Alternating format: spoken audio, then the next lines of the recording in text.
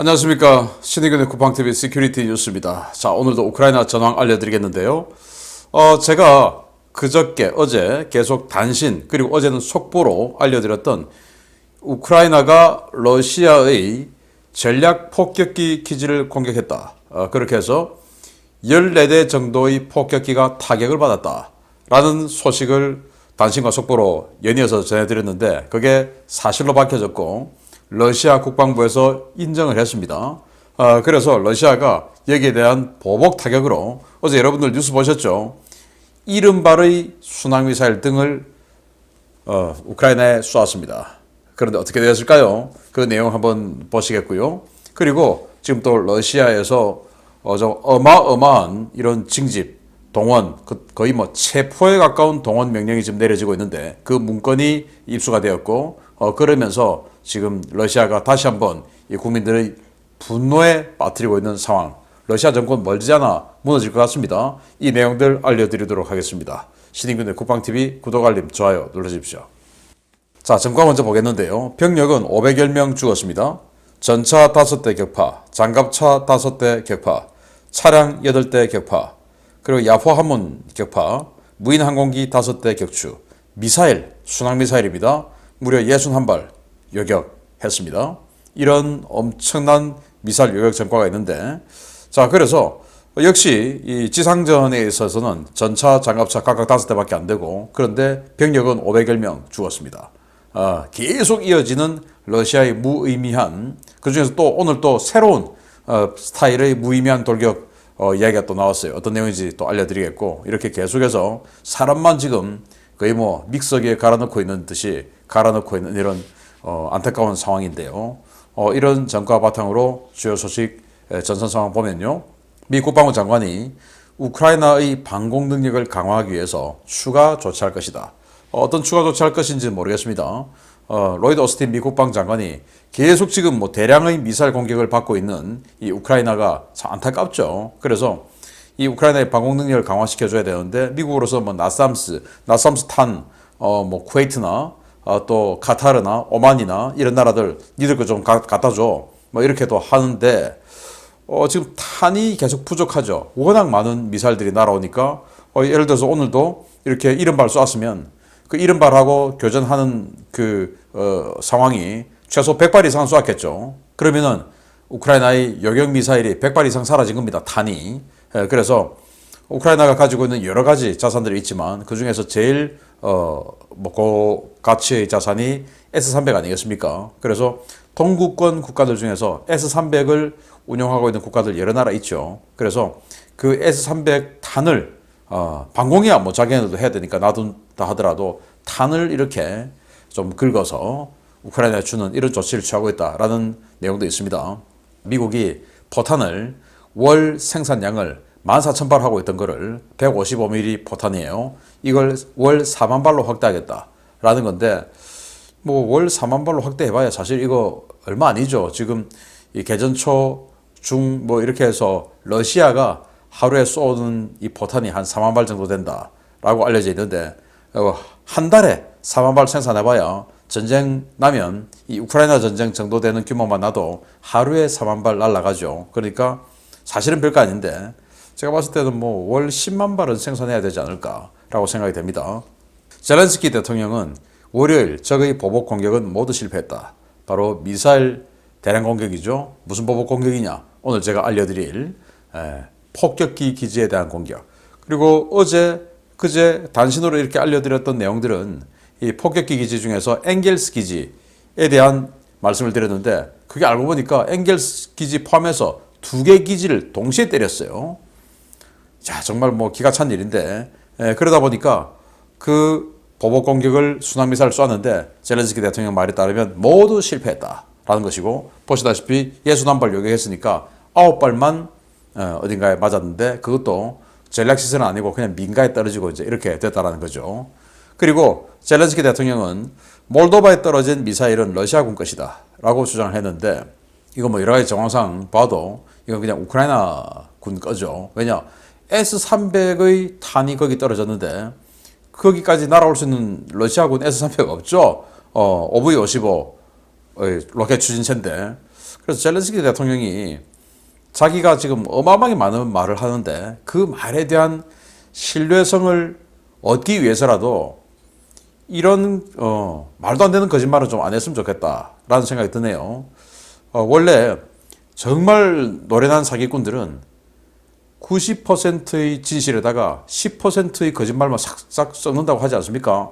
그렇게 돼야지. 이건 뭐 지금 이 젤렌스키 대통령 사기꾼이 아니기 때문에 거짓말을 들키면 안 돼요. 계속 진실만을 이렇게 이야기할 수 있어야 되는데, 아니 이렇게 사기치려고 하는 것도 아닌데 왜 이렇게 거짓말을 하는지 제 눈에도 보이는데, 아니 OV-55 미사일은 150km 날아가는데 그 몰도바 제일 북쪽에 러시아군 어디 있다고?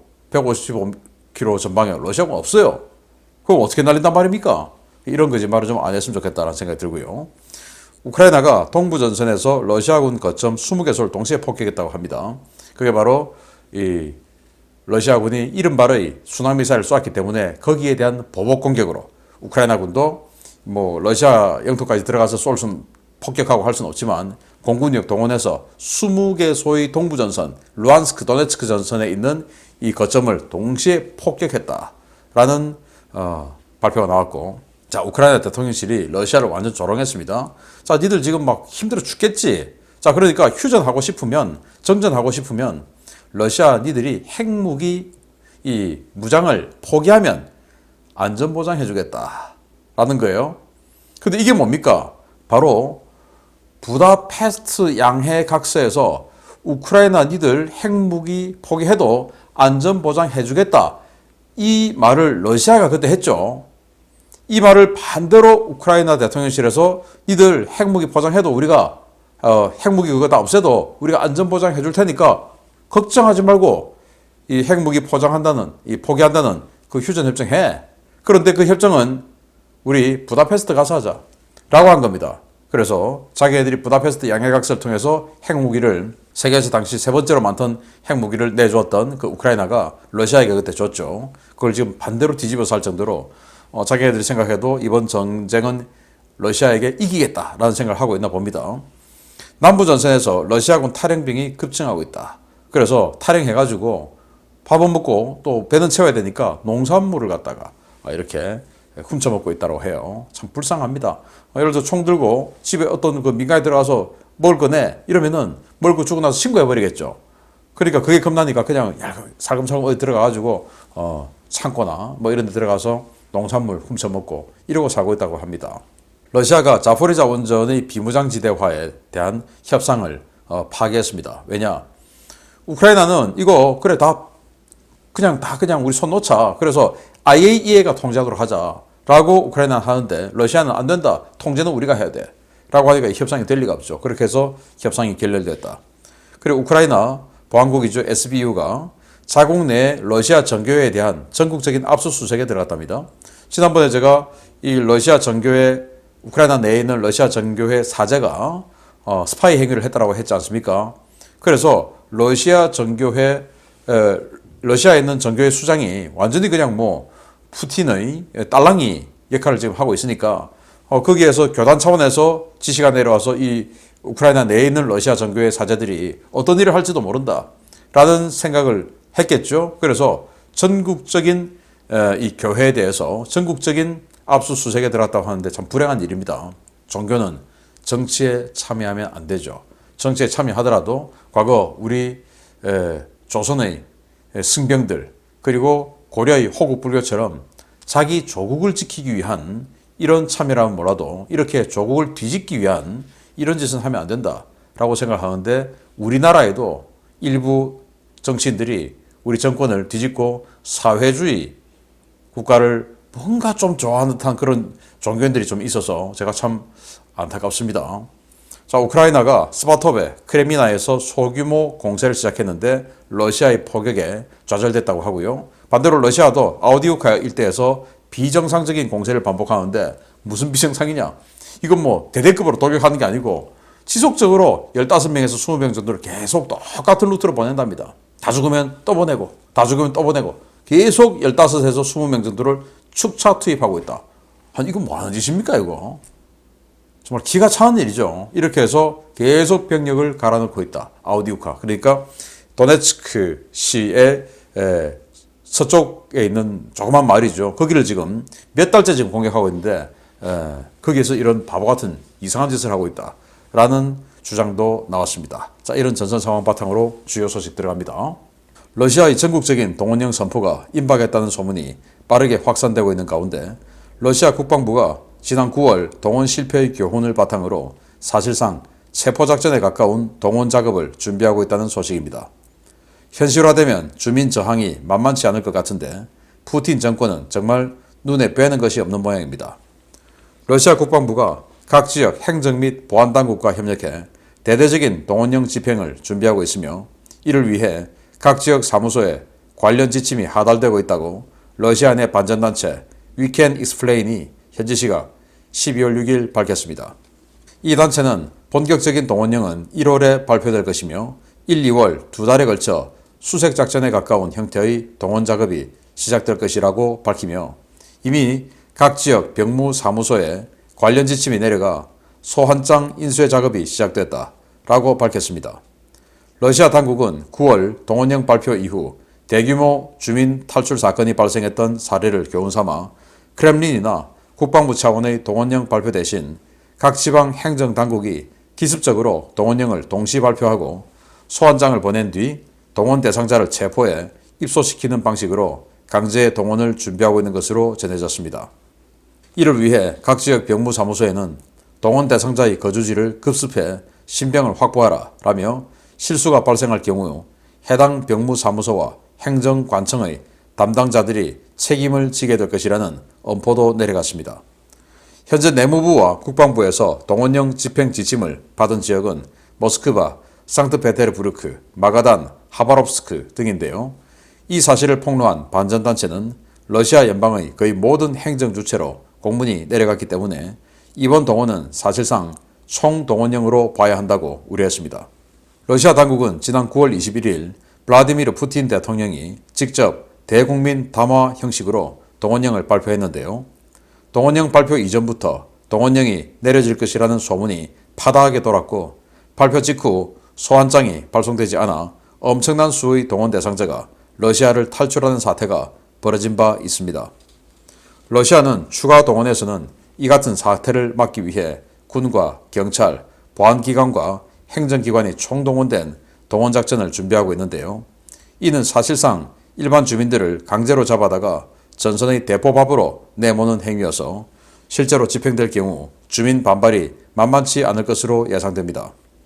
러시아는 상원 역할을 하는 연방평의회에서 1차 동원령 발표 당시 해외로 도주한 러시아인들이 전쟁이 끝난 뒤 귀국하더라도 이들에 대한 법적 책임을 묻고 추후 러시아 내 취업을 제한하는 보복 법안도 준비하고 있는데요. 처음에는 우크라이나를 상대로 싸우더니 이제는 자국민을 상대로 사실상 전쟁에 나선 블라디미르 푸틴 대통령과 러시아 지도부 세력 점점 이성을 잃어가고 있는 것 같습니다. 자, 9월 21일 날부터 30만 명을 동원을 했고 그 30만 명 동원해서 지금 상당수가 이미 전선에 투입되어서 죽어가고 있고 많이 죽었죠. 그리고는 또 병력 모자라니까 이제는 1월부터 2월까지 거의 뭐 그냥 수색작전, 체포작전에 나서서 병력을 긁어오겠다라는 거죠. 그래서 왜 그렇게 전격적으로 수색작전처럼 하냐. 지난번에 뭐 좀 예고하고 했더니 이렇게 다 도망가더라라는 거죠. 그래서 이 국경 지역이 핀란드 가는 도로인데 핀란드, 뭐 카자흐스탄, 몽골 뭐 이런 식으로 국경 쪽에서 쫙 흩어져서 다른 지역으로 도망가 버렸다. 그래서 그때 도망간 젊은이들 숫자가 40만에서 많으면 100만까지 추산되고 있다라고 하니까 그럼 이제는 전격적으로 해서 잡아오는데 만약에 그 할당량을 못 채울 경우에 행정 책임자, 지방 행정 책임자에게 책임을 씌우겠다라는 거죠. 야, 참 뭐 앞으로 국가 운영 어떻게 하려고 이러는가 모르겠습니다. 젊은이들 다 잡아 죽이면 지금 있는 병력 가지고도 무장할 수 있는 무장이 없는데 이렇게 계속 잡아와서 그 뭐 총은 줄 게 있습니까? 총만 주면 뭐합니까? 요새는 전차, 장갑차, 전투기, 야포, 그것도 최신형 야포 없으면 안 되는데. 그래서 2차 대전, 더 나아가서 1차 대전 때 쓰던 무기들 꺼내가지고 장비해 주는데 이거 이길 수가 있습니까? 우크라이나는 적당히 병력 모아가지고 그 병력들을 전부 서방에서 제공받은 무기들로 무장을 시켜주고 있는데 여기는 이런 식으로 2차 대전, 1차 대전 때 무기를 주면서 그것도 소화기만 전쟁을 하라고 하면서 병력을 이렇게 잡아가는데 되겠습니까? 안 되죠. 안 되는데 왜 하냐? 지금 브레이크를 못 잡는 거죠. 왜냐? 특수군사 작전 해서 뭔가 성과를 보여줘야 되는데 성과가 없이 이 젊은이만 갈아넣고 전비만 거의 뭐 수백 조를 집어 넣었으니까 이건 뭐 이제는 브레이크를 잡을 수가 없는 상태예요.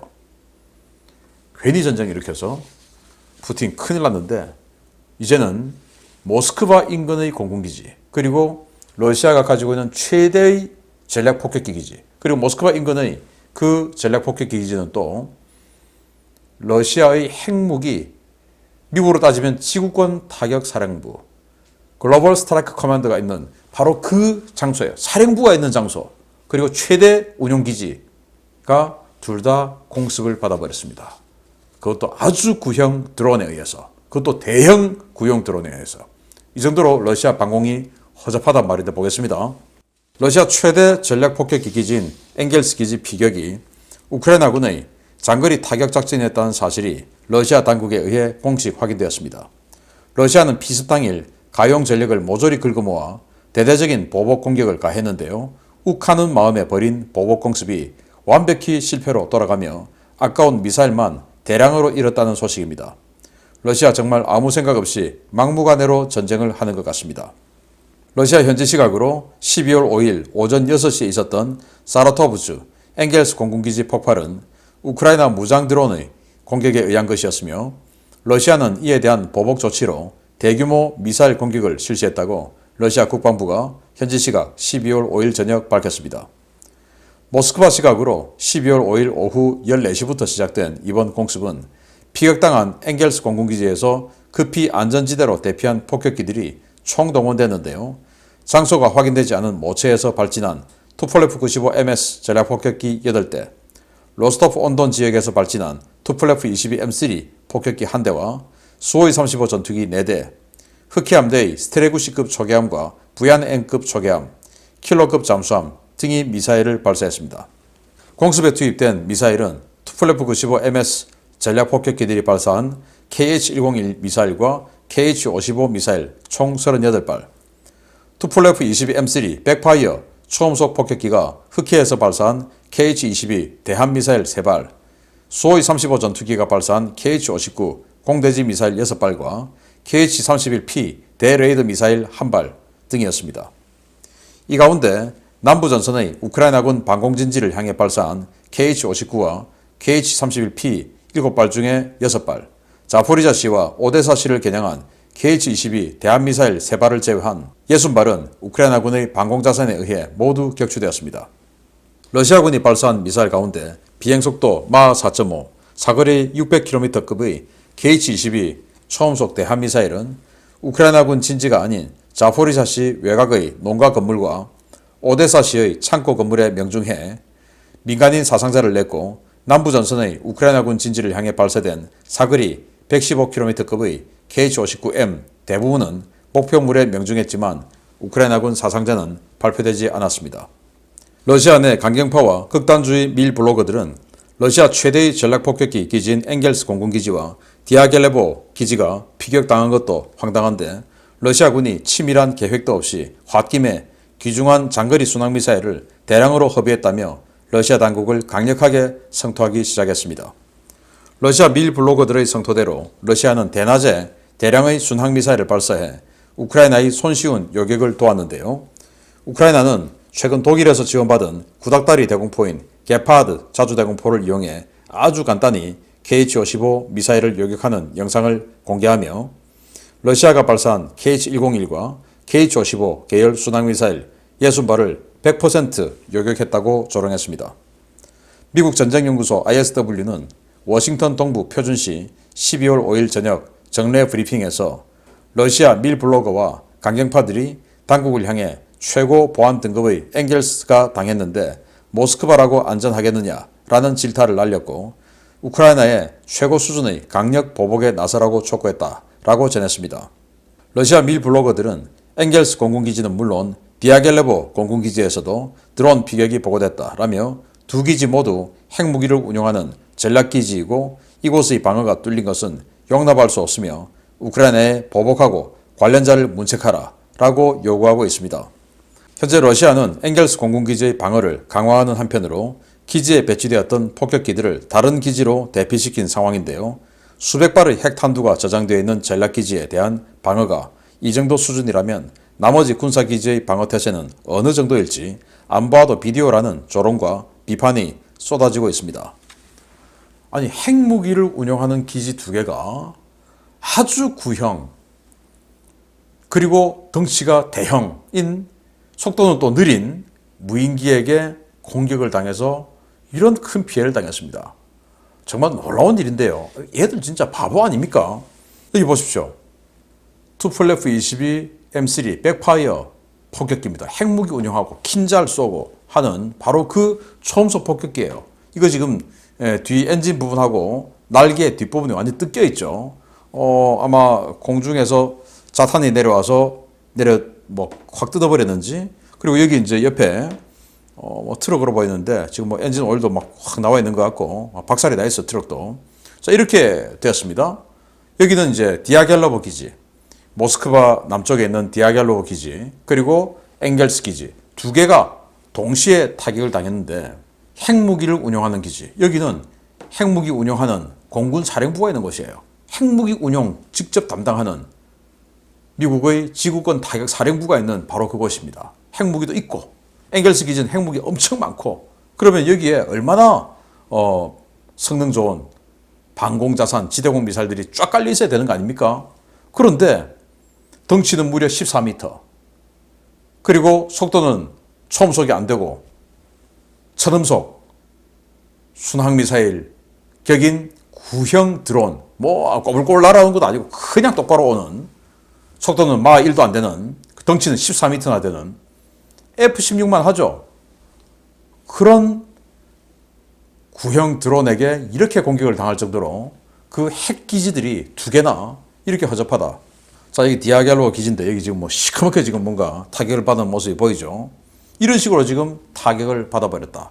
그래서 여기에서 이제 급하게 엥겔스 기지에 있던 베어 폭격기 어딘가로 이제 살아있는 거 옮겨가지고 거기다가 장착하고 이제 때린 건데 제가 며칠 전에 그 엥겔스 기지에 순항 미사일들 지금 대량으로 장착하고 있다라는 그래서 곧 이번 주말쯤에 이 공격이 있을 것이다라고 지난주 말에 제가 말씀드렸던 적이 있지 않습니까? 아마 우크라이나가 저렇게 놔두면 어마어마하게 많은 미사일 공격을 받을 것 같다라는 생각해서 선제 타격한 것 같아요.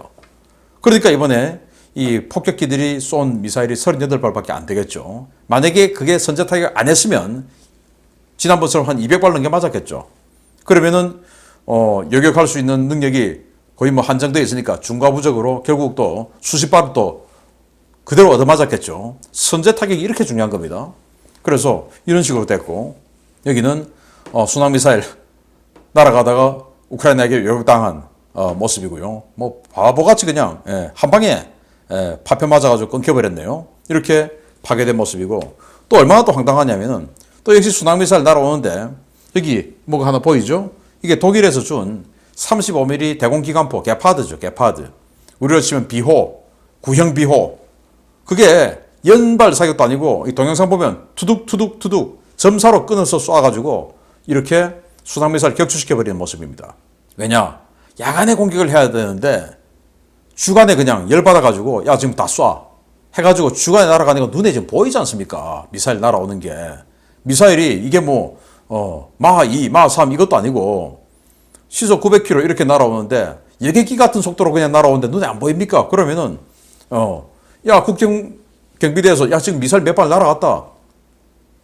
당연히 전화 연락이라도 할 것이고 또 이 모든 것들을 나토 방공자산이 조기경보에 다 지켜보고 다 알려주죠. 제가 아까 KH-101 몇 발 어디서 쏜 거 몇 발 이거 어디서 나온 거겠습니까? 나토의 조기경보에 전부 다 알려주는 거죠. 그러니까 다 요격돼 버리지. 정말 바보 같은. 아니 전쟁을 감정으로 하면 됩니까? 그래서 이 러시아의 밀 블로거들이 니들 바보 아니냐? 새벽에 공격받았다고 어떻게 낮에 공격하냐? 그 다음날 새벽에 공격해야지. 야간에 쏴야 눈으로는 최소한 안 보일 거 아니냐? 정말 이 러시아는 바보다. 그리고 핵 기지에 어떻게 그렇게 방공 능력이 없나? 희한하다라는 말씀을 드리면서 오늘 정말 우크라이나가 엄청난 전과를 올린 겁니다. 그리고 이 엥겔스 기지 같은 경우는 국경에서 무려 620km 내륙에 있고 또 디아겔로보 기지 같은 경우는 국경에서 무려 540km 내륙에 있는데 이건 또 모스크바 코앞에 있고 모스크바는 그러면 이제 이 방공 능력이 좋겠냐? 뻔한 거죠. 그래서 이런 허접한 러시아의 상황 알려드렸습니다. 오래간만에 정말 화끈한 전과 알려드리게 되어서 기쁩니다. 마치겠습니다. 감사합니다.